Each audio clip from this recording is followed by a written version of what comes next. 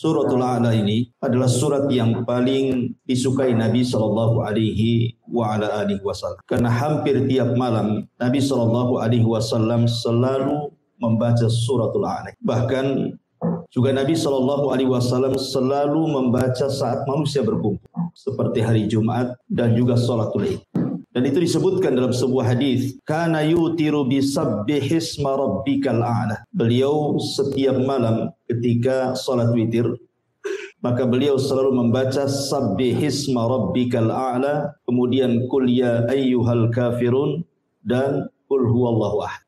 Hampir setiap malam. Bahkan dalam surah atau dalam salat Id juga Nabi sallallahu alaihi wasallam sebagian besar membaca sabbihisma rabbikal a'la dan hal ataka hadithul ghasy. Bahkan Nabi sallallahu alaihi wasallam juga dibiasakan membaca setiap malam itu sebelum tidur beliau membaca tasbih, karena permulaan surah Al-A'la ini dimulai dengan tasbih. Di sebelum tidur beliau minimalnya tasbih itu beliau merutinkan sampai disebutkan dalam sebuah hadis, kana la yanamu hatta yaqra al-musabbihat wa yaqulu fiha ayatun khairun min alfi ayat. Terkadang beliau sebelum tidur membaca ayat-ayat yang dimulakan dengan tasbih, seperti sabbihisma rabbikal a'la, karena padanya ada ayat yang jauh lebih baik dibandingkan 1000 ayat. Bahkan Nabi SAW juga membaca terkadang di salat duhur, bagaimana hadis Jabir bin Samurah radhiyallahu an, Nabi SAW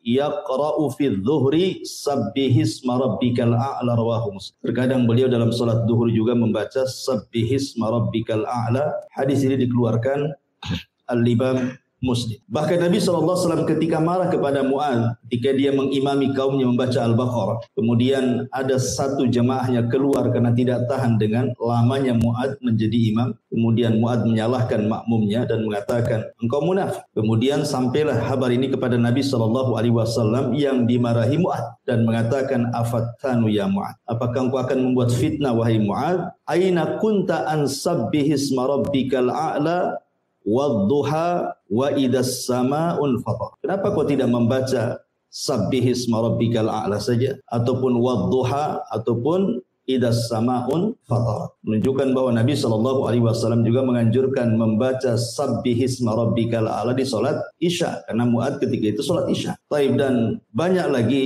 hadis-hadis seputar ini. Bahkan dalam hari Jumat juga Nabi SAW dikatakan membaca sabbihisma rabbikal a'la dan hal ataka hadithul ghasyah yang sudah saya sebutkan. Mungkin malam ini kita akan membahas satu ayat saja, karena memang banyak pembahasannya, tentang permulaan ayat surah Al-A'la ini bercerita tentang pentingnya sebuah tasbih. Ma'asyiral muslimin yang dimuliakan Allah Subhanahu wa taala. Tasbih itu diambil dari kata-kata at-tanzih. Tasbih itu maknanya tanzih. Tanzih itu artinya membersihkan. Seolah-olah Allah mengatakan nazzih rabbaka an kulli naqs. Bersihkan Rabbmu dari setiap kekurangan. Jadi sabbihisma rabbikal a'la artinya kita diperintahkan oleh Allah Subhanahu wa taala untuk membersihkan Rabb kita dari setiap sifat-sifat yang kurang bagi Allah Subhanahu wa taala. Makanya ada sebuah kaidah yang disebutkan para ulama, kullu sifati naqsin fil makhluqi fal khaliqu aula bitanazzuhi anha in kanat la taliqu bi. Setiap sifat yang kurang bagi makhluk, maka bagi Khalik Allah Subhanahu wa taala lebih utama untuk ditiadakan. Kalau bagi makhluk saja sifat itu sifat kurang, maka bagi Allah Subhanahu wa taala harus lebih dibuang lagi sifat-sifat seperti itu. Kalau seandainya sifat itu tidak layak disematkan kepada Allah Subhanahu wa taala. Kenapa? Karena tidak semua sifat yang kurang bagi makhluk itu kalau diterapkan kepada Allah ikut kurang pula. Ada sifat-sifat yang kurang bagi makhluk, tapi kalau disematkan kepada Allah justru sempurna. Contoh umpamanya di antara sifat Allah Subhanahu wa taala al-mutakabbir. Sifat Allah itu sombong. Bagi makhluk sombong ini tidak bagus. Sifat yang kurang bagi makhluk. Dan orang pun tidak suka orang sombong itu. Justru orang itu suka dengan orang yang memiliki kebalikannya, tawadhu. Kalau orang tawadhu kan orang suka. Tapi kalau orang sombong kan enggak suka. Makanya Allah Subhanahu wa taala melarang. Tidak ada makhluk selain daripada Allah Subhanahu wa taala untuk menyombongkan diri. Wala tamshi fil ardi maraha.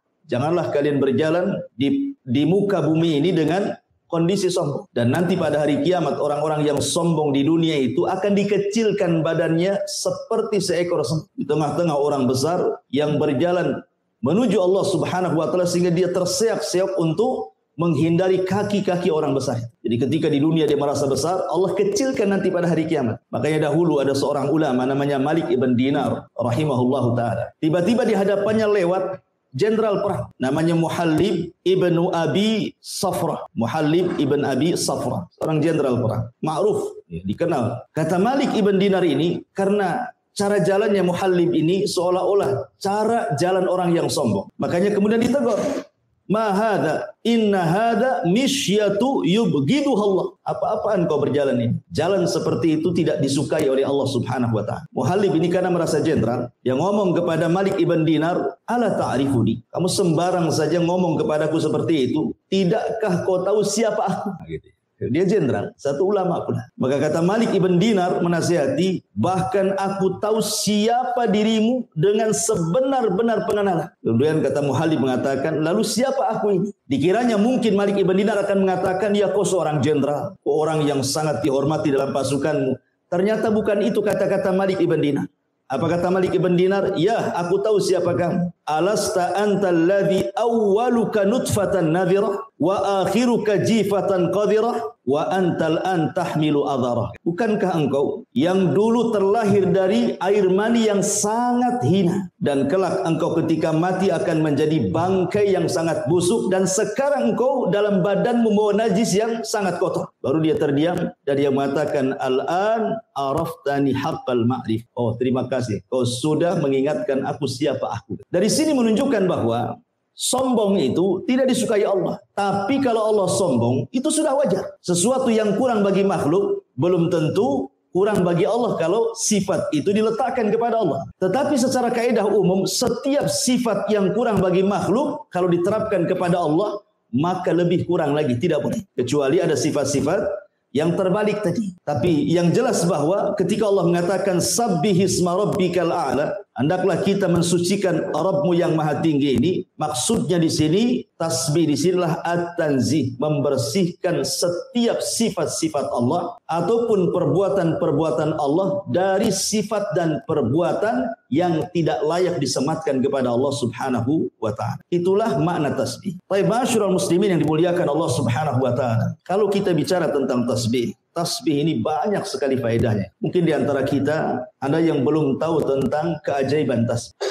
Ma'asyiral muslimin yang dimuliakan Allah Subhanahu wa taala, saya akan sebutkan beberapa keajaiban tasbih. Baru kita bentangkan soal tasbih lebih dalam lagi. Ma'asyiral muslimin yang dimuliakan Allah Azza wa Jalla, yang pertama, tasbih itu ucapan subhanallah yasilu ila ridha, bisa mengantarkan kepada ridha Allah Subhanahu wa taala. Jadi orang yang banyak bertasbih, maka dia akan ridha hatinya.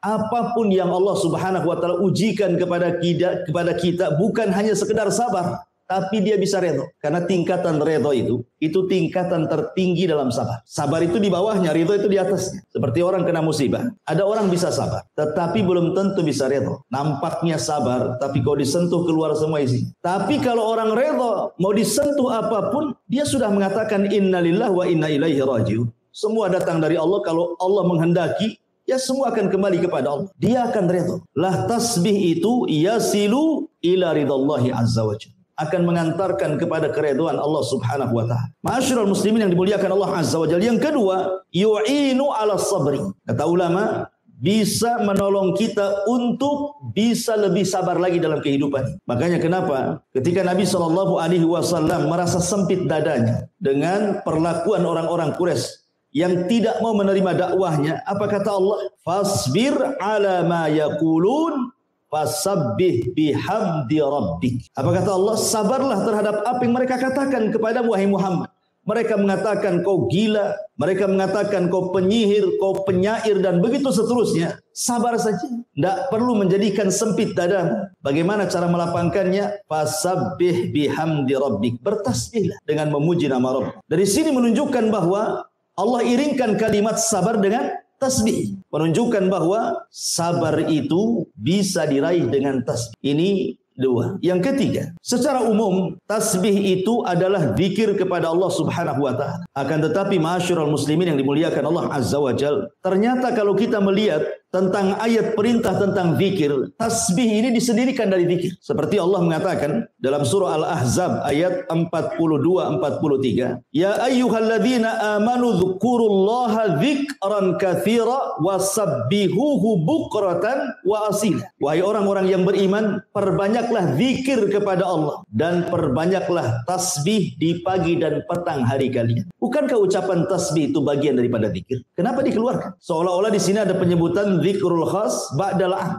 Disebutkan kalimat khusus setelah menyebutkan kalimat umum, menunjukkan bahwa tasbih itu ada keistimewaan tersendiri dari seluruh zikir yang ada. Sama ketika Allah menyebutkan tentang malaikat. Allah mengatakan tanazzalul malaikatu waruh, di mana seluruh malaikat turun dan juga ruh. Ruh itu siapa? Jibril. Kan Jibril bagian daripada malaikat. Kenapa disendirikan?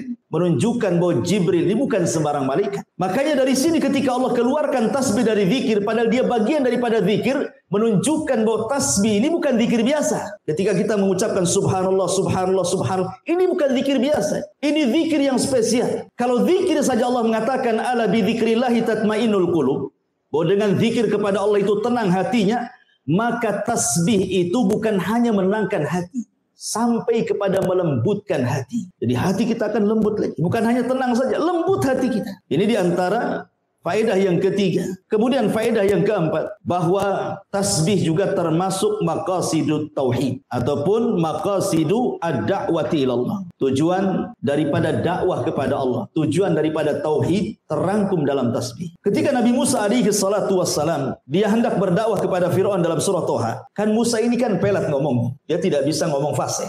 Musa itu. Sementara dia punya abang namanya Harun. Harun ini fasih ngomongnya. Sehingga kemudian Musa meminta kepada Allah untuk dijadikan Harun itu wazirnya, teman dia dalam berdakwah. Bagaimanapun kalau berdakwah berdua akan lebih ringan. Karena apalagi Harun punya keistimewaan memiliki lidah yang fasih. Tidak sebagaimana Musa, ya, lidahnya kurang fasih. Makanya kemudian Nabi Musa alaihi salatu wasallam meminta kepada Allah Subhanahu wa taala untuk dijadikan Harun sebagai wazirnya, teman dakwahnya, menterinya. Kemudian Nabi Musa menyebutkan tujuannya. Apa tujuannya? Disebutkan dalam surah Toha 33, "Kai nusabbihuka katsira wa nadhkuruka katsira." Supaya aku bisa lebih bertasbih kepadamu ya Rabb, dan supaya aku bisa lebih mengingatmu. Dengan dimasukkannya Harun dalam dakwah, menunjukkan bahwa alasan Musa itu supaya ketika dia menggabungkan Harun kepada dakwahnya akan lebih bisa menyukseskan dakwahnya, sehingga dia bisa banyak bertasbih kembali kepada Allah dan banyak mengingat Allah Subhanahu wa taala. Maka dari sini kata para ulama, tasbih itu termasuk maqasid at-tauhid. Kemudian yang nomor 5, tasbih ini ikhwan adalah salah satu zikir yang bisa memberatkan timbangan. Dalam sebuah hadis Nabi SAW bersabda, "Kalimatani khafifatani ala lisani, thaqilatani fil mizani, habibatani ala rahman, subhanallah wa bihamdihi subhanallah il azim." Kata Nabi SAW, dua kalimat yang ringan di lisan. Dua kalimat yang ringan di lisan tapi berat dalam timbang. Bukan hanya itu saja, dicintai Ar-Rahman, Allah Subhanahu wa taala. Kemudian Rasul mengatakan, bacalah subhanallah wa bihamdi subhanallahil azim. Dulu pernah saya ceritakan, ada seorang syekh bercerita tentang seorang kakek. Kakek ini, dia orang awam, bukan ulama, bukan thalabatul ilmi, orang awam. Tapi dia rajin ke masjid untuk sholat. Jadi suatu hari, tiba-tiba setelah sholat wajib, dia mendekati imam. Kemudian mengatakan, "Ya imam, ajarkan kepadaku satu ajaran yang diajarkan Nabi kepada kita, biar aku bisa mengamalkan." Tiba-tiba imam sholat ini kaget kan itu, tapi dia teringat dengan hadis ini. Dia mengatakan, kalau begitu dengarkan Nabi SAW bersabda, "Kalimatani khafifatani ala lisani, thaqilatani fil mizani, habibatani ala rahmani, subhanallah wa bihamdihi subhanallahil azim." Langsung ditangkap hadis ini, kemudian langsung dihafal sama kakek ini. Kemudian dia pulang. Subhanallah. Dia hanya menghafal satu hadis ini, tapi dia dakwahkan, dia amalkan dan dia dakwahkan hadis ini kepada semua manusia yang dijumpai dia. Datang ke kondangan kawin, dia ngomong di hadapan orang, "Hei, Nabi bersabda, ada dua kalimat yang ringan di lisan, berat dalam timbangan, dicintai Ar-Rahman, katakan subhanallah wa bihamdihi subhanallahil azim. Masuk ke pasar, dia ceramah di hadapan orang-orang pasar. Orang pasar, ada 2 kalimat, ringan di lisan, berat dalam timbangan, dicintai Ar-Rahman, katakan subhanallah wa bihamdihi subhanallahil azim. Ketemu orang di jalan ngomong begitu. Pokoknya setiap ketemu orang dia sampaikan hadis itu. Pernah antum melakukan seperti ini? Yang ada malu antum. Tiba-tiba Allah takdirkan kakek ini jatuh sakit gara-gara ditabrak mobil. Masuk dia ke rumah. 3 hari dia koma. Hari ketiga dia sadar. Kemudian keluarganya senang. Ketika dia sadar, yang pertama dipanggil bukan keluarganya. Aina dokter? Mana dokter? Oh, dokter langsung dipanggil, sibuk tuh dokternya. Kata dokter sambil pegang tangannya, iya kek, saya dokter. Kata kakek ini, ya dokter, Nabi bersabda, 2 kalimat, ringan di lisan, berat dalam timbangan, dicintai Ar-Rahman, katakan dok, subhanallah wa bihamdihi subhanallahil azim. Kemudian dia mati. Dia akhiri kematiannya dengan subhanallah wa bihamdihi subhanallahil azim. Memberatkan timbangan dia. Karena tasbih ini, ikhwatu fiddin, sekali lagi, banyak keistimewaan. Ini baru sedikit yang saya ceritakan, masih banyak. Jadi dia bisa memberatkan timbangan dan dicintai Allah Subhanahu wa taala. Ingat, kalau Allah mencintai kita, apa yang terjadi? Nadahu Jibril. Allah akan panggil Jibril. Apa kata Allah? Ya Jibril, inni uhibbu fulana. Aku suka dengan si fulan. Maka Jibril mengatakan, ketika Allah mengatakan, ya Jibril, aku suka dengan si fulan, maka kau juga harus suka. Jibril langsung panggil semua malaikat dan mengatakan, wahai malaikat-malaikat Allah, Allah suka dengan si fulan, kalian juga harus suka dengan si fulan itu. Hanya mengucapkan kalimat subhanallah wa bihamdihi subhanallahil azim. Luar biasa. Kemudian ma'asyiral muslimin yang dimuliakan Allah Azza wa Jalla, subhanallah, kalimat tasbih ini bisa menolak takdir Allah Subhanahu wa taala. Ajaib, ya. Bisa menolak takdir. Disebutkan di dalam surah Al-Anbiya ketika Allah Subhanahu wa taala bicara tentang kisah Nabi Yunus. Ketika Nabi Yunus alaihi salatu wassalam, dia lari dari kaumnya karena merasa tidak beriman dengan dakwahnya. Akhirnya dia murka, kemudian ingin mencari daerah baru. Padahal belum diizinkan Allah. Tiba-tiba dia keluar, kaumnya pula tobat. Yunus tidak tahu. Ketika dia naik kapal, tiba-tiba kemudian kapal itu entah berantah berhenti sendiri di tengah lautan, terombang-ambing ombak. Kalau seandainya beban-beban kapal tidak diturunkan, maka akan terjungkirlah kapal itu dengan bahtera. Maka semua barang-barang dijatuhkan. Rupanya masih juga berat juga. Barang sudah tidak ada, tinggal orang. Akhirnya mereka pun saling mengundi siapa yang berhak untuk mencemplungkan dirinya supaya jangan mati semua. Maka setelah diundi, rupanya yang keluar Nabi Allah Yunus. Maka orang-orang tahu siapa Yunus. Jangan kau kan. Yang lain saja dikocok lagi, tapi Yunus lagi yang keluar. Akhirnya Yunus sudah tahu bahwa ini adalah sudah takdir dia. Maka Yunus pun kemudian menerjunkan diri, rupanya sudah dihantar ikan besar dan melahapnya. Dan Yunus pun harus tinggal di perut ikan dengan 3 kegelapan. Gelap malam, gelap perut ikan, dan gelap dasar lautan.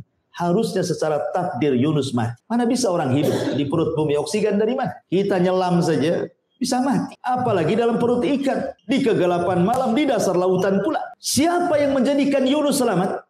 Allah Subhanahu wa ta'ala. Apa penyebabnya? Tasbih. Yang menyebabkan Nabi Allah Yunus kemudian diselamatkan dari takdir Allah Subhanahu wa ta'ala, dari kematian, adalah tasbih. Fanada fi dhulumati alla ilaha illa anta subhanak inni kuntu minadh dhalimin. Maka Yunus pun terus berdoa kepada Allah. Tidak ada sembahan yang berhak disembah kecuali Dia. Subhanak. Di tasbihnya. Maha suci Engkau ya Allah. Sungguh aku termasuk orang-orang yang zalim. Makanya Allah mengatakan, kalau seandainya Yunus itu bukan termasuk ahli tasbih, la labitha fi batnihi ila yaumi yub'atsun. Maka Yunus tidak akan dikeluarkan dari perut ikan itu sampai kiamat dibangkitkan. Kalau bukan karena dia ahli tasbih. Bahasanya ahli tasbih. Makanya dia diselamatkan. Ya, tasbih bisa menolak takdir. Bahkan kita tahu bahwa dahulu di zaman Bani Israel ada seorang nabi yang digigit oleh satu semut. Marah dia. Kemudian dia bawa obor api. Kemudian hendak dibakarlah itu satu kampung semut itu. Yang salah satu semut mau dibakar pula kampung semutnya. Maka Allah Subhanahu wa ta'ala utus malaikat menegur nabi tersebut. Maka kemudian malaikat ini mengatakan, Angqarasatka namlatun ahlakta ummatan minal umami tusabbih, katanya. Kamu ini gimana? Hanya gara-gara satu semut yang menyakitimu, tiba-tiba kau mau membakar kampung semut yang mereka senantiasa bertasbih kepada Allah. Lihat bagaimana semut bertasbih. Makanya para talabatul ilmi, seperti antum ini sedang belajar, seluruh hewan-hewan lautan yang ada di perut lautan dan semua hewan-hewan semut yang ada di dalam lubangnya, mereka memintakan ampun kepada Allah Subhanahu wa taala untuk kehadiran kita di majelis taklim karena mereka umat yang bertasbih. Ma'asyiral muslimin yang dimuliakan Allah Azza wa Jalla. Kemudian juga di antara faedah tasbih adalah bisa senantiasa mengingatkan kita kepada Allah Subhanahu wa taala. Karena mengingat Allah Subhanahu wa taala itu sangat penting, ikhwan. Karena sampai saja kemudian kita tidak ingat Allah Subhanahu wa taala, ini bahaya. Disebutkan dalam sebuah hadis yang luar biasa bahwa ketika seseorang itu mengucapkan subhanallah subhanallah, maka kalimat zikir itu akan berputar-putar mengelilingi arsy. Dan disebutkan dalam hadis Nuaim ibn Bashir,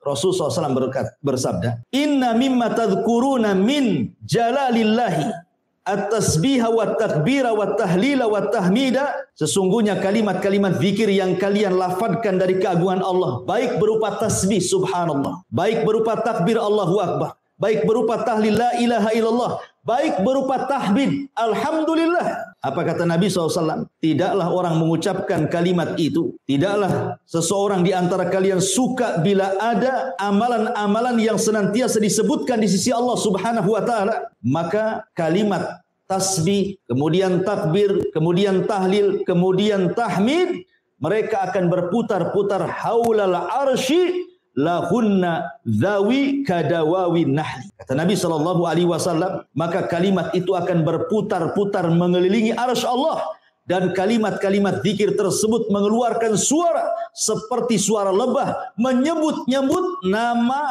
orang yang sedang menyebut-nyebut nama Allah di sisinya. Jadi kita diingatkan terus dengan Allah dengan zikir itu. Jadi kalimat itu akan berkeliling-keliling. Kalau antum baca subhanallah, maka kalimat ini akan naik ke langit. Kalau antum membaca alhamdulillah la ilaha illallah, kalimat-kalimat ini akan berputar-putar di arsy, kemudian akan menyebut-nyebut nama orang yang sedang berzikir di hadapan Allah, mengingatkan kita kepada Allah. Bahkan yang lebih hebat lagi, kalau antum memperbanyak tasbih, satu kalimat tasbih itu seolah-olah antum telah berimpak dengan gunung emas. Disebutkan dalam hadis yang sahih yang dikeluarkan oleh Imam At-Tabrani dari sahihkan oleh Syekh Nasiruddin Al-Albani rahimahullahu taala, man halahul lailu an yukabidahu au bakhila bil mali an yunfiqahu au jabuna anil adwi an yuqatilahu falyukthir min subhanallah wa bihamdihi fa innaha ahabbu ilallah min jabali dhahabin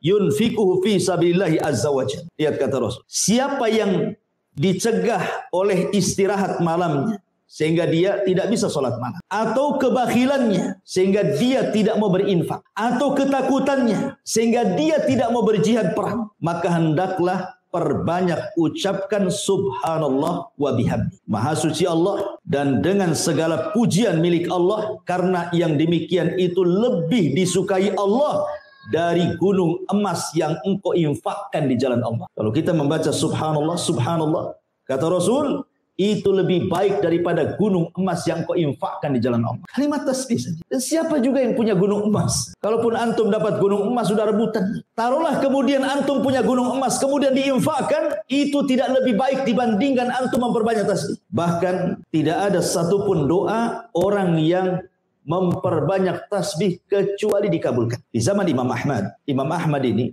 ketika dia keluar dari penjara, sudah tua, ya kan? Karena dia kan bolak-balik masuk penjara, Imam Ahmad. Jadi dia ingin mengunjungi satu kawannya, tapi tempatnya nun jauh di sana. Ya, dia harus mengadakan safar. Maka dia pun kemudian mengambil bekalnya, sudah tua, tapi Imam Ahmad pun diberikan kekuatan fisik. Walaupun sudah tua itu diberikan kekuatan fisik. Dia berjalan, ingin berkunjung kepada temannya. Dan ingat, itu sebuah amal soleh. Kalau antum berkunjung kepada kawan, tidak ada niat kecuali silaturahim. Bukan karena bisnis. Bukan karena ingin pinjam uang apalagi. Enggak. Ya betul-betul kita ingin berkunjung lillah. Maka 70.000 malaikat akan mengiringi antum dari belakang. Makanya Imam Ahmad ini ingin mengunjungi saudaranya, kawannya. Lillahi ta'ala, karena Allah takdirkan di tengah jalan. Dia pun kemudian kemalaman. Dia harus menginap. Terpaksalah dia mencari masjid untuk menginap kan itu. Penginapan zaman dulu ya masjid, mau kemana? Rupanya ada teras masjid, dia tidur di situ. Rupanya penjaga masjid ini mencurigai. Imam Ahmad itu imam dunia terkenal, tapi terkenal karyanya. Terkadang karyanya dikenal, orangnya tidak tahu. Sehingga dikira itu bukan siapa-siapa, sama takmir masjidnya diusir. Tidak boleh tidur di situ. Terpaksalah Imam Ahmad mencari pohon, kemudian tidur di bawah pohon. Rupanya depan masjid itu ada khubbaz. Khabbaz itu artinya tukang roti, penjual roti, anak muda. Jadi kasihan kok ada kakek-kakek di situ tidur di bawah pohon, ditawarkanlah bagaimana kalau dia nginap di rumah. Diajaklah Imam Ahmad dengan senang hati, udah tua. Kemudian dia melihat Khabbaz itu, tukang roti itu. Imam Ahmad takjub, kenapa? Sambil kerja itu, lisannya tidak pernah berhenti untuk mengucapkan subhanallah, astagfirullah, subhanallah, astagfirullah. Pokoknya tasbih dan istighfar itu tidak lepas dari lisannya. Kita saja kalau kita zikir terus-terusan kan capek juga kan itu. Antum baca subhanallah, subhanallah, berapa jam antum sanggup? Lidah pun dah kering. Pasti ada berhentinya kan? Ini tidak. Mulai dari kerja sampai subuh, lisannya terus ngomong. Imam Ahmad nih heran. Kok bisa dia berzikir seperti itu? Sampai tidak tidur Imam Ahmad itu karena takjub dengan anak muda itu. Akhirnya ditanyalah sama Imam Ahmad itu. Bagaimana kau bisa melakukan itu? Apa kata anak muda ini? Karena sudah terbiasa wahai Imam. Setiap hari aku sudah melakukan seperti ini. Jadi zikir itu sudah jadi kebiasaan dia. Orang kalau sudah biasa kan nggak akan capek kan itu. Udah biasa dia mengucapkan subhanallah, astagfirullah, subhanallah. Udah biasa.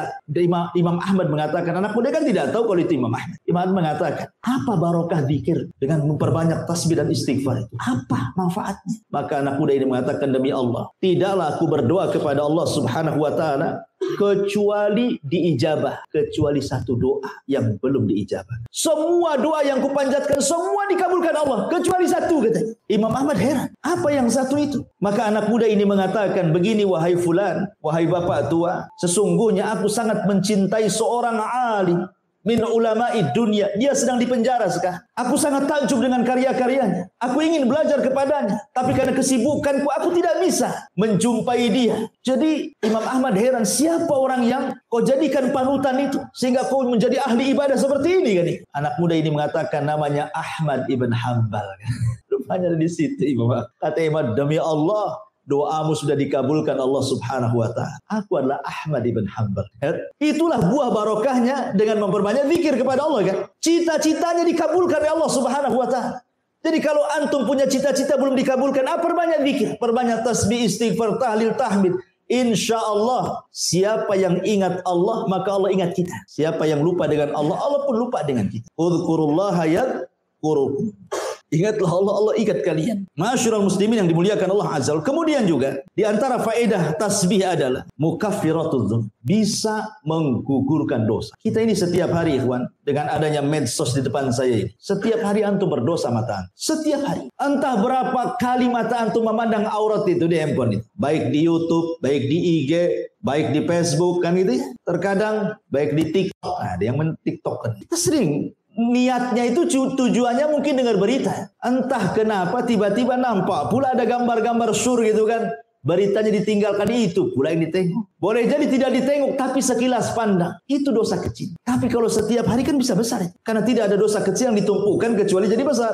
Dan tidak ada dosa besar kalau antum digempur dengan istighfar kan begitu. Kata Nabi SAW, man qala subhanallah wa bihamdi mi'ata marratin hutat khotoyahu wa in kanat mithla zabadil bahri wa fi riwayatin akthar min zabadil bahri. Siapa yang mengucapkan subhanallah wa bihamdihi 100 kali dalam sehari, maka Allah Subhanahu wa taala akan hapuskan dosa-dosanya walaupun dosa antum itu sebanyak buih di lautan atau lebih banyak daripada buih di lautan.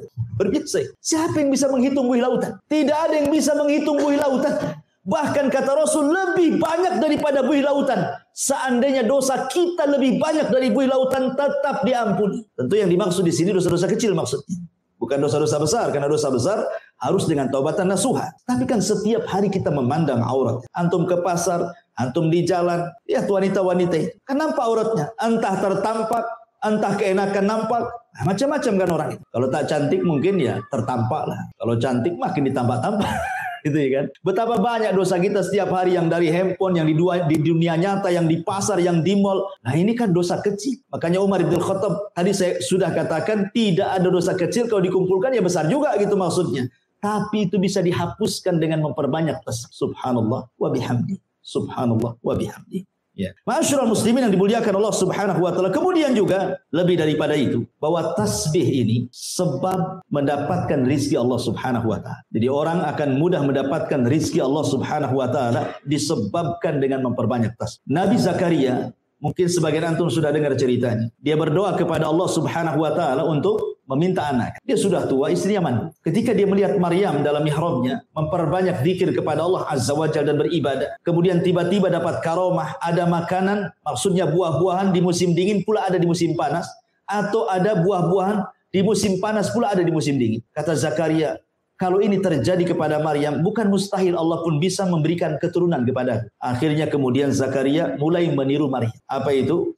Memperbanyak ibadah di mihrab, seraya berdoa kepada Allah agar minta diberikan keturunan. Allah kabulkan, Allah kabul. Kemudian ketika datang malaikat memberi kabar bahwa dia akan memiliki keturunan dengan nama yang tidak ada sebelumnya, yang diberi nama oleh dia, namanya Yahya. Zaman itu nggak ada Yahya, kecuali Zakaria saja yang memberi nama Yahya. Kalau sekarang banyak Pak Yahya, di mana-mana ada Pak Yahya. Dulu nggak ada nama Yahya kecuali putra Zakaria.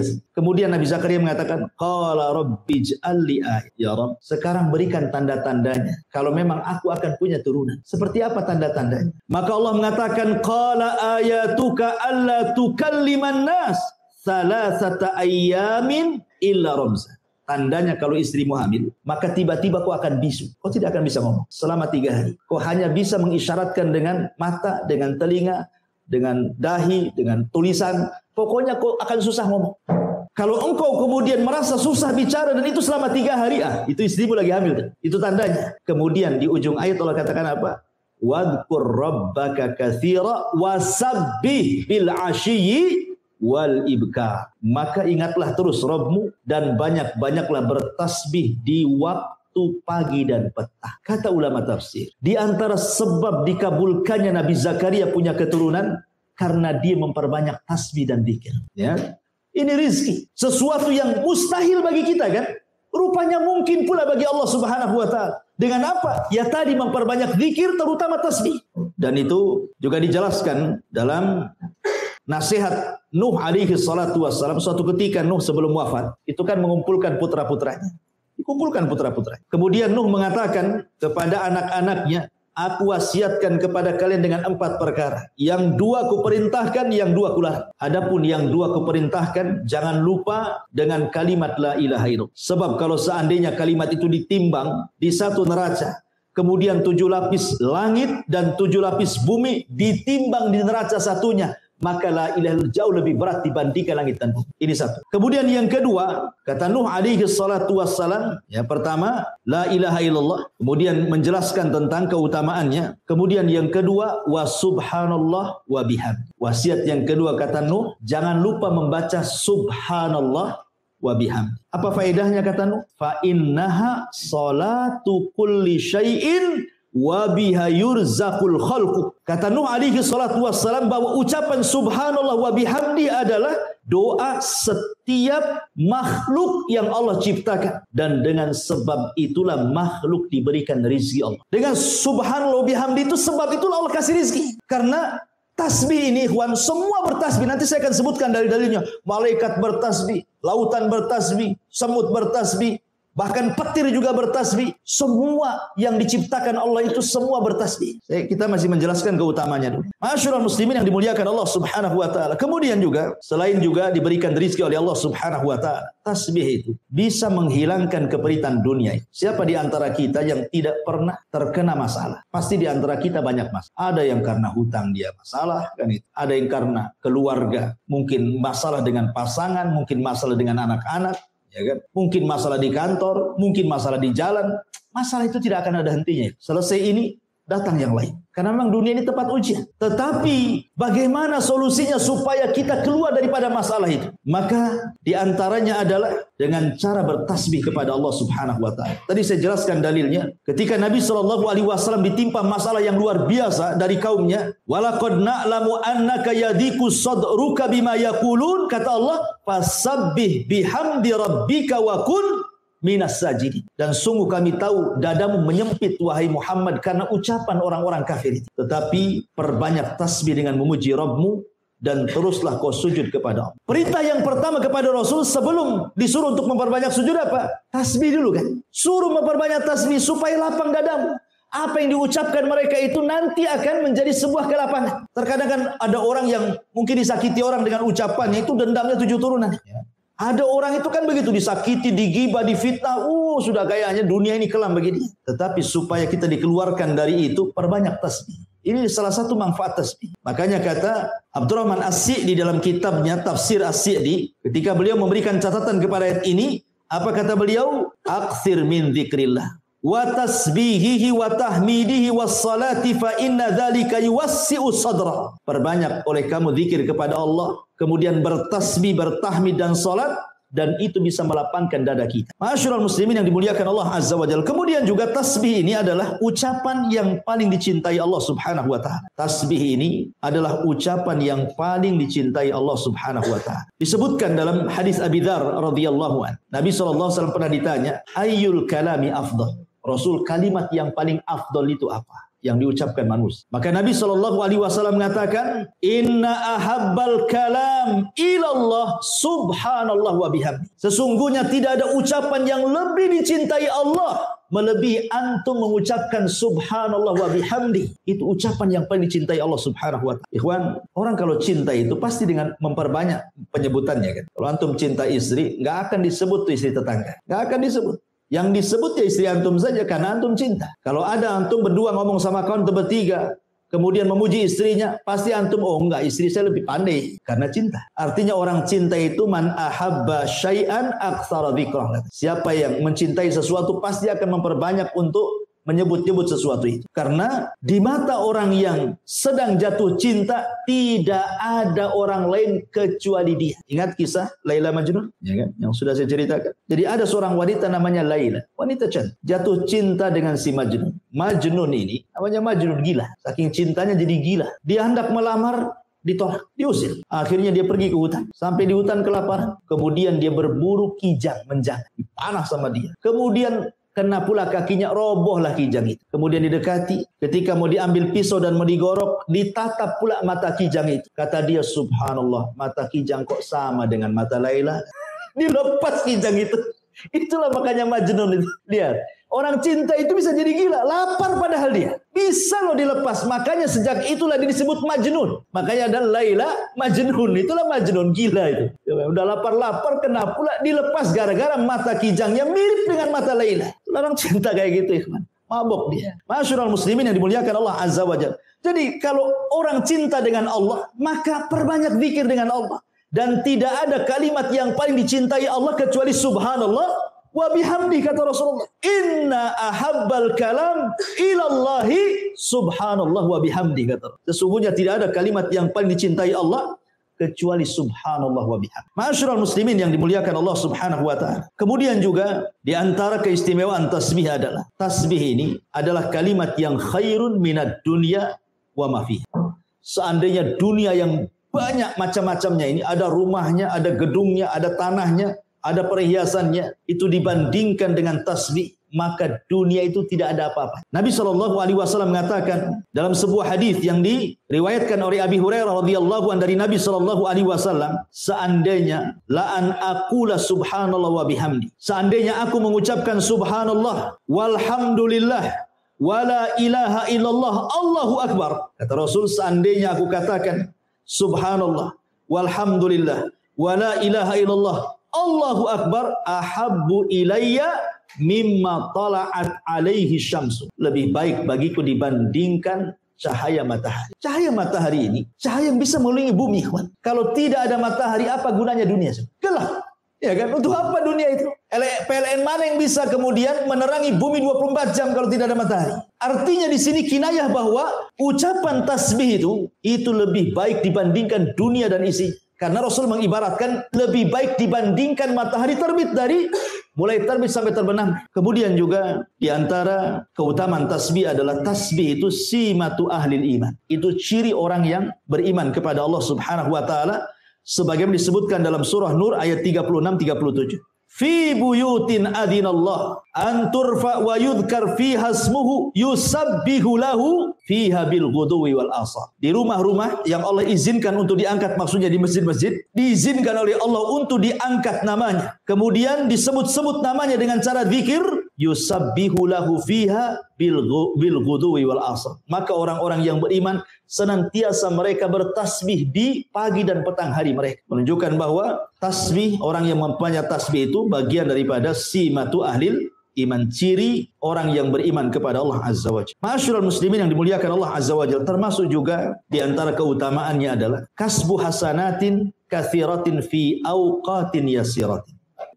Membaca subhanallah bihamdihi ini sama dengan antum berniaga, modalnya kecil tapi untungnya besar. Modalnya mungkin 100.000, untungnya pula 100 juta. Enak nggak? Enak lah. Untuk bisnis modalnya cuma 100.000, untungnya pula 100 juta. Mana ada perniagaan yang seuntung ini? Lihat kata Nabi SAW dari hadis Sa'd bin Abi Waqqas radhiyallahu anhu. Kami duduk-duduk bersama Nabi SAW. Apa kata Rasul? Ayak jazu ahadukum an yaksiba kulla yaumin alfa hasan. Lemahkah kalian dalam setiap hari kalian mendapatkan 1000 kebaikan? Sahabat berpikir, macam mana 1000 kebaikan? Kalau sholat 1000 kali sholat, siapa yang tahan? Kalau puasa 1000 hari, ini kan hitungannya 1 hari. Puasa macam mana puasa? Ya harus 1000 kali puasa kan gitu ya.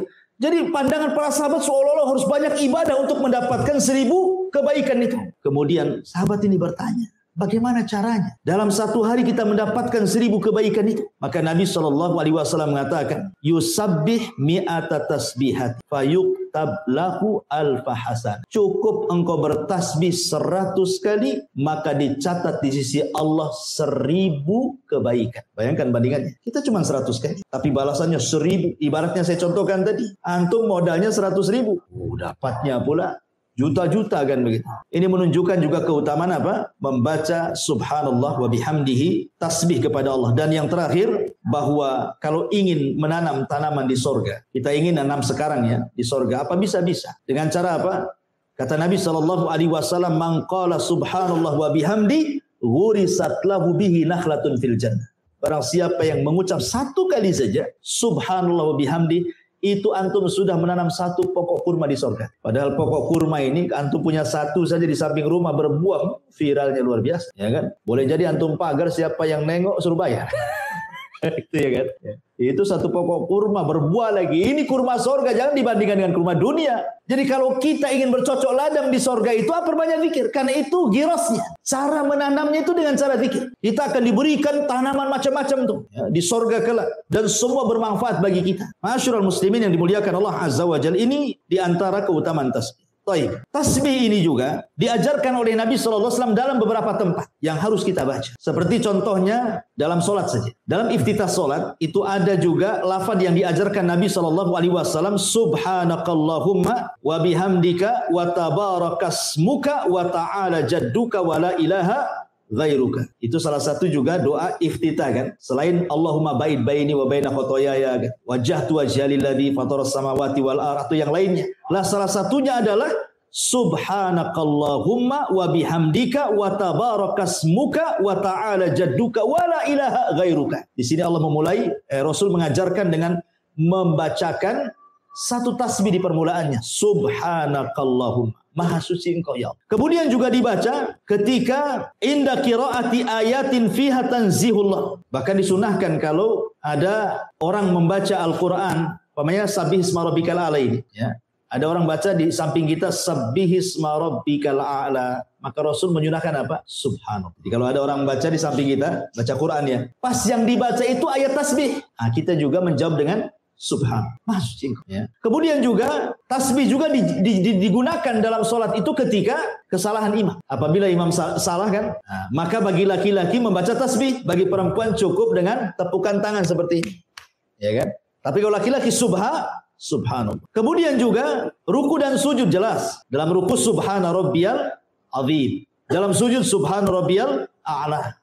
Kemudian juga Nabi SAW bertasbih setiap selesai sholat. Di antara zikir-zikir yang diajarkan, bertasbih 33 kali kan.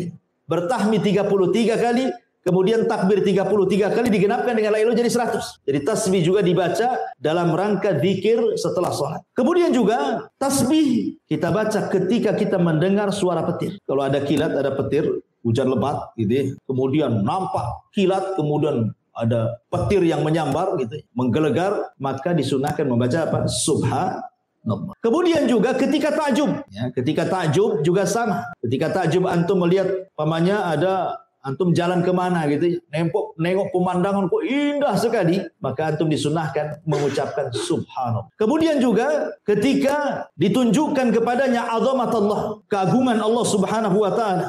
Ada anak ini cerdas sekali, padahal masih kecil, hafal Quran, ya kan? Ini luar biasa, ini kan keagungan Allah namanya kan? Kita kata subhanallah, anak ini kok bisa? Ya, ini juga disunahkan membaca subhanallah. Termasuk juga subhanallah dibaca ketika sebelum tidur. Berapa kali? 33 kali. Sebagaimana nasihat Nabi SAW kepada Ali radhiyallahu dan Fatimah kan? Ketika Fatimah meminta pembantu kepada Nabi SAW, ketika itu Rasul kan baru pulang dari perang, dapat pula tawanan budak. Lah Fatimah ingin minta satu, karena dia lelah. Dia cari kayu sendiri, dia masak sendiri, pokoknya lelah, anak pula banyak gitu ya. Dia ingin pembantu. Tapi Rasul mengatakan, wahai Fatimah, wahai Ali, maukah ku ajarkan beberapa kalimat baca sebelum tidurmu, itu lebih baik daripada pembantu. Kemudian kata Rasul, tasbihlah 33 kali, tahmidlah 33 kali, takbirlah 34 kali. Baru kau tidur. Itu lebih baik dibandingkan engkau mendapatkan pembantu. Nah, coba antum praktekkan ke istri. Kalau istri antum kelelahan, bang, cari pembantu. Sini. Nabi ngomong ada kalimat lebih baik dibandingkan pembantu. Milih mana? Kira-kira milih mana? Milih dua-duanya bang. Gitu. Baik.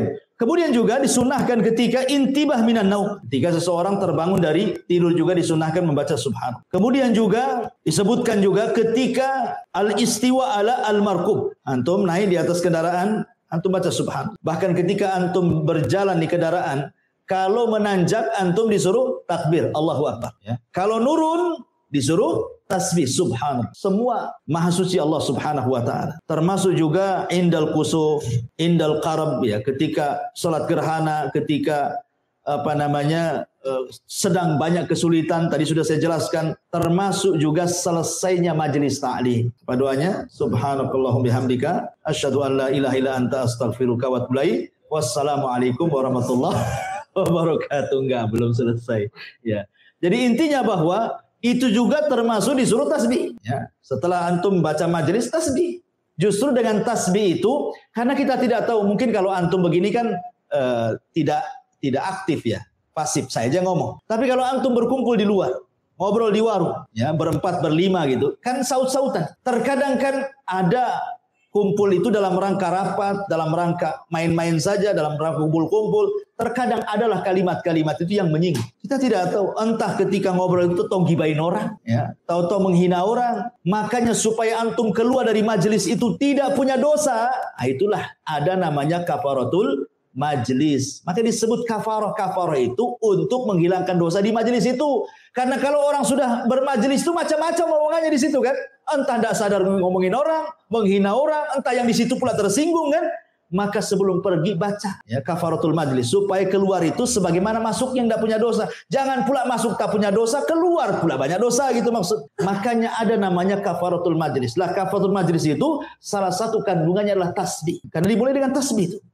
Menunjukkan, dan tadi saya sudah katakan bahwa tasbih itu bisa menggugurkan dosa. Ma'asyiral muslimin yang dimuliakan Allah Subhanahu wa taala. Baik. Kemudian kalau kita melihat di dalam Al-Qur'anul Karim, tasbih ini Allah Subhanahu wa taala sampai menyebut dalam tatanan bahasa Arab, ada yang dalam bentuk fi'il madhi, ada yang dalam bentuk fi'il mudhari, ada yang dalam bentuk fi'lul amr, ada juga yang dalam bentuk masdar. Coba bayangkan, semua kata kerja ada. Ya. Contoh umpamanya, kata kerja yang fi'il mudhari umpamanya ya. Contohnya, banyak dalam Al-Quran seperti yusabbihu lillahi ma fis samawati wa ma fil ard. Yusabbihu lillahi ma fis samawati wa ma fil ard al-malikul quddus. Ya kan, dalam surah Al-Jumu'ah Allah mulai dengan fi'il mudhari yusabbih, ataupun dengan kalimat masdar subhanakallah, subhanallah, itu masdar artinya. Seperti Allah Subhanahu wa taala mengatakan la ilaha illa anta subhanaka inni kuntu minadh dhalimin. Atau dalam bentuk fi'il madhi, sabbaha lillahi ma fis samawati wal ardi wa huwal azizul hakim, surah Al-Hadid. Atau dalam bentuk perintah seperti yang kita sedang kaji ini. Sabbih. Nah, itu perintah namanya kan? Sabbih, bertasbihlah engkau. Lihat bagaimana Allah Subhanahu wa taala sampai-sampai menyebutkan kalimat tasbih dalam Al-Qur'an itu banyak sekali. Ada yang mengatakan sampai 900 kali. Kalimat tasbih diulang-ulang dalam Qur'an. Saking banyaknya, saking pentingnya kalimat tasbih. Sampai ada dalam bentuk fi'il madhi, fi'il mudhari, fi'il amr, ada juga dalam bentuk masdar gitu ya. Karena saya katakan tadi keutamanya sudah saya jelaskan secara global tadi. Baik, kalau kita melihat tentang alam semesta ini, bagaimana Allah Subhanahu wa taala menjelaskan bahwa semua makhluk itu bertasbih kepada Allah. Allah bertasbih untuk dirinya. Sebagaimana Allah mengatakan dalam surah As-Saffat ayat 180, Subhana rabbika rabbil izzati amma yasifun. Di sini Allah bertasbih kepada dirinya sendiri. Ya. Kemudian para malaikat bertasbih. Yusabbihuna al-laila wan nahara la yafturun. Malaikat itu bertasbih siang dan malam tidak bosan. Jadi tasbih itu ucapan malaikat. Zikirnya malaikat setiap hari, siang malam tidak berhenti. Kemudian juga tasbih juga adalah ucapan para nabi. Seperti umpamanya Nabi Musa ketika meminta untuk melihat Allah. Apa kata Musa? Angdur ilaika ya Rabb. Tolong tampakkan wajahmu kepadaku ya Rabb. Apa kata Allah? Lantarani, kau enggak bisa melihat wahai Musa. Tapi kalau kau maksa, lihat gunung itu. Fasaufa, kalau engkau melihat gunung itu tidak bergempa, maksudnya diam saja, tidak hancur, fasaufa tarani, engkau akan melihat. Falamma tajalla rabbuhu lil jabali ja'alahu dakka. Allah katakan ketika Allah betul-betul menampakkan kepada gunung Saina itu, hancur gunung batu itu. Fasara Musa sa'iqa. Musa pun terpental kemudian pingsan. Setelah dia bangun, apa kata Musa? Tubtu ilaika. Musa mengatakan, Subhanaka tubtu ilaika. Maha suci engkau ya Rabb. Aku taubat kepadamu. Gak akan minta lagi untuk engkau tampakkan kepada aku. Lihat, Musa menyebut subhana. Begitu juga tadi kisahnya Nabi Yunus kan? La ilaha illa anta subhanaka inni kuntu mina zalimin. Itu zikirnya para nabi. Tasbih itu zikirnya para nabi.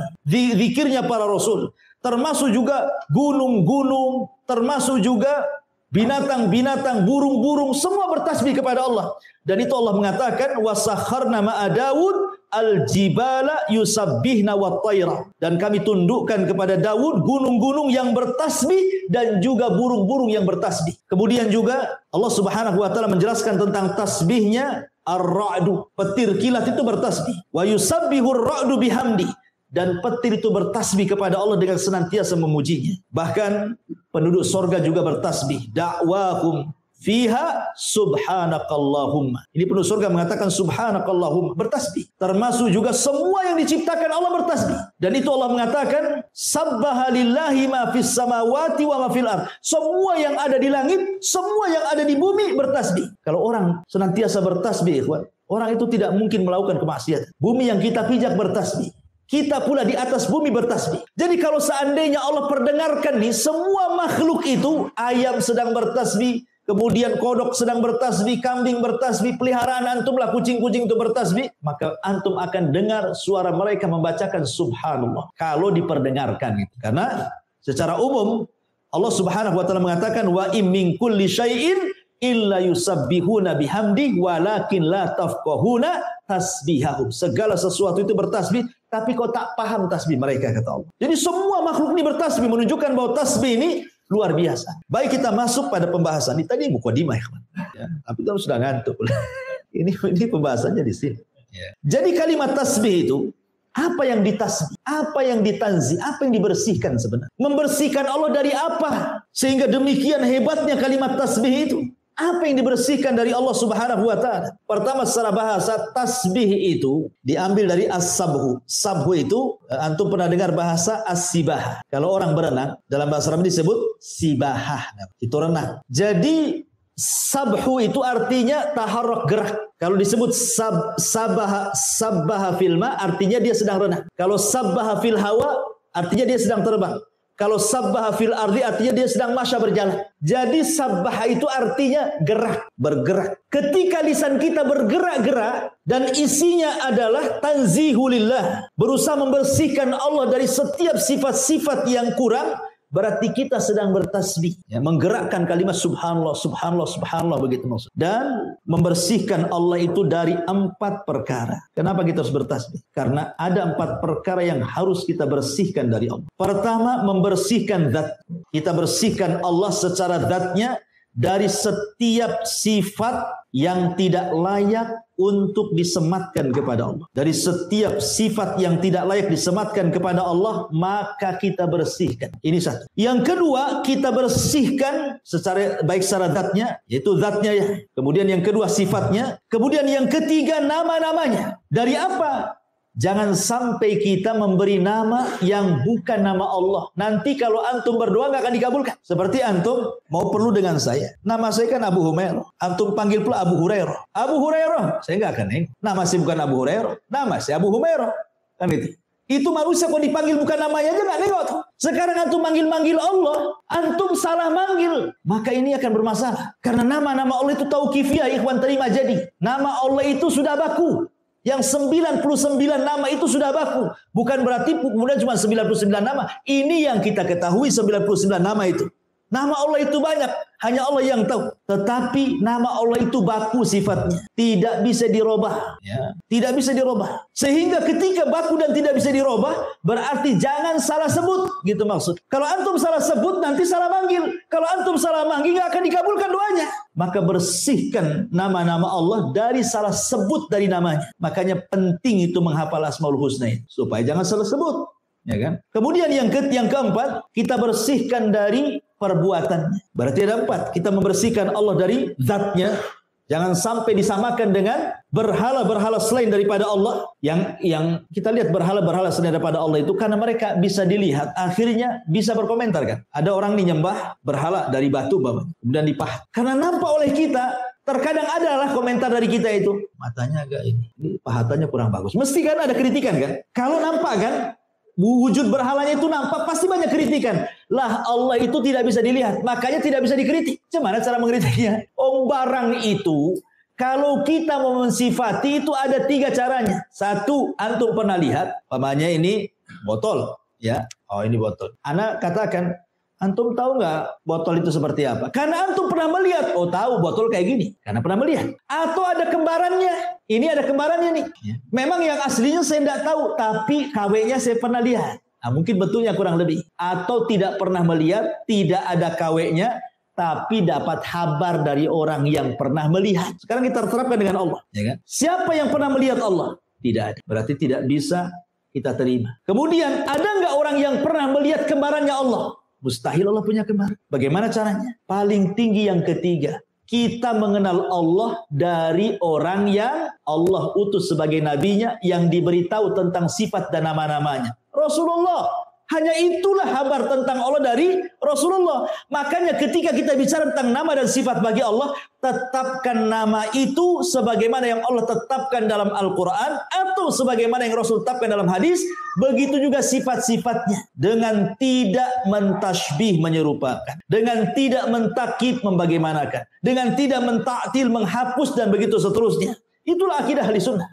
Jadi kita bersihkan termasuk perbuatan Allah. Dan perbuatan Allah itu 2. Perbuatan Allah itu 2. Tidak lepas daripada al-fadlu dan al-adlu. Allah itu kalau berbuat sesuatu kepada hambanya, imma al-fadlu, imma al-adlu. Apa itu fadlu? Apa itu al-adlu? Kalau dia bermuamalah dengan orang-orang kafir, maka Allah bermuamalah dengan cara al-adlu, keadilan. Kalau dia bermuamalah dengan orang-orang yang beriman, maka Allah akan bermuamalah dengan cara al-fadlu. Fadlu itu dengan cara Allah lebihkan dengan rahmat. Makanya ketika orang-orang kafir, kenapa Allah ciptakan surga? Kenapa Allah ciptakan neraka? Allah ciptakan neraka karena al-adlu, keadilannya. Allah ciptakan surga karena al-fadlu, karunianya. Ketika Allah masukkan orang ke surga, berarti karena keutamaan dan rahmatnya. Ketika Allah masukkan orang ke neraka, itu bukan karena kezalimannya, tapi karena keadilannya. Bisa dipahami? Ya? Jadi perbuatan Allah tidak lepas daripada 2. Lain dengan perbuatan hamba. Perbuatan hamba tidak lepas daripada 3. Pertama, zalim. Hamba itu zalim. Tidak pernah adil. Dan ini kebanyakan orang zalim. Kemudian yang kedua, adil. Dan ini sangat sedikit. Kemudian yang ketiga, di atasnya adil lagi.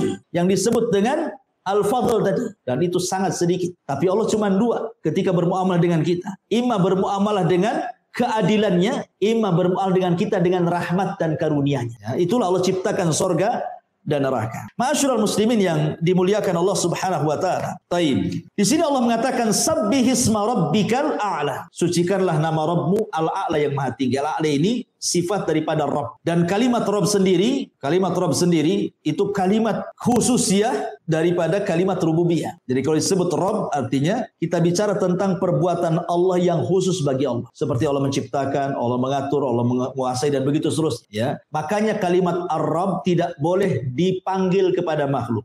Walaupun artinya Rabb itu secara bahasa lah sayyid, tuan, ya kan? Seperti ataupun pemilik, seperti Abdul Muthalib pernah mengatakan kepada Abroha, adapun unta itu saya Robnya, Rabbul Ibil, kan itu ya. Adapun Ka'bah itu ada Robnya sendiri, maksudnya Allah, kan itu ya. Atau kalimat Rabb itu bisa kalimat sayyid.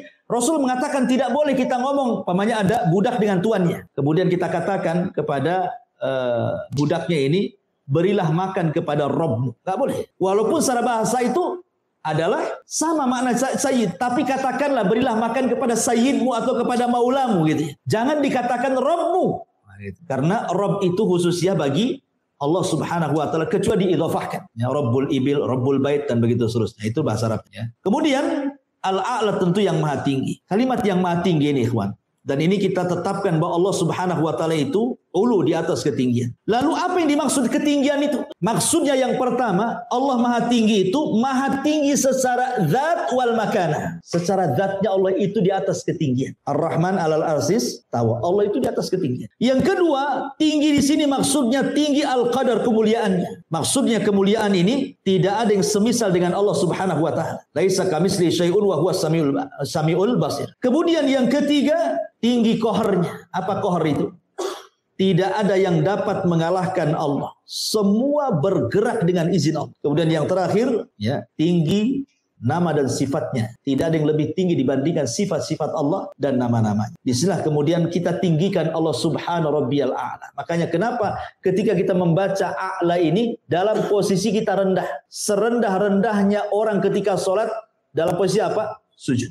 Ya. Apa yang dibaca? Tidak Subhanahu Rabbiyal Azim, tapi Subhanahu Rabbiyal A'la. Bahwa kita ini rendah, Allah itu tinggi. Dalam posisi kita serendah-rendahnya dalam posisi sujud, kita katakan Rabbiyal A'la. Ya. Ada orang yang mengingkari bahwa Allah itu tidak di atas. Kelompok Jahmiyah. Sampai mengganti lafaz Subhana Rabbiyal A'la menjadi Subhana Rabbiyal Asfal. Saya lupa namanya. Ada yang mengatakan Jahm ibn Safwan, seorang tokoh Jahmiyah. Ketika dia sujud, dia tidak mau mengatakan Subhana Rabbiyal A'la. Dia ganti Subhana Rabbiyal Asfal. A'la itu tinggi, asfal itu rendah. Maha suci Allah yang maha rendah. Allah itu tidak ada di ketinggian. Juga diganti sama dia. Itulah Jahmiyah sesat kan itu. Intinya masyarul muslimin yang dimuliakan Allah Azza wa Jalla, dengan melihat mata antum sudah redup gitu kan. Saya pun sudah soak suaranya. Saya kira sampai di sini satu ayat saja kita kaji tafsir di malam ini, mudah-mudahan ada manfaatnya. Akhirnya kita tutup dengan doa kafaratul majlis. Subhanakallah bihamdika asyhadu an la ilaha illa anta astaghfiruka wa atubu ilaik. Allahu ta'ala. Assalamualaikum warahmatullahi wabarakatuh.